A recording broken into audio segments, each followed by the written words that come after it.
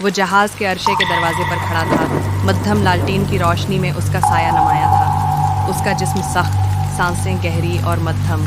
اس کے دائیں ہاتھ میں ایک قزاق کا کٹا ہوا سر، جسے وہ بالوں سے پکڑے کھڑا تھا جیسے کوئی خوفناک ٹرافی۔ خون اس کٹے ہوئے گردن سے ٹپک کر ہارون کے بازو سے بہتا ہوا اس کی آستین میں جذب ہو رہا تھا۔ فصیل، قاسم اور زینب نے جنگ میں بہت سے خوفناک مناظر دیکھے تھے، مگر یہ کچھ اور تھا۔ ہارون صرف کھڑا نہیں تھا، وہ مسکرا رہا تھا۔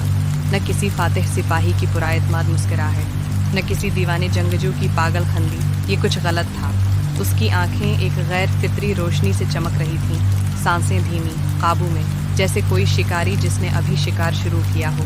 کوئی نہ بولا، کوئی نہ ہلا، اور پھر وہ ہنسا، گلے سے نکلتی ہوئی مدھم، بھیانک ہنسی جو ہوا میں دب گئی۔ پھر آہستہ آہستہ ہنسا، وہ ہنسی بڑھنے لگی،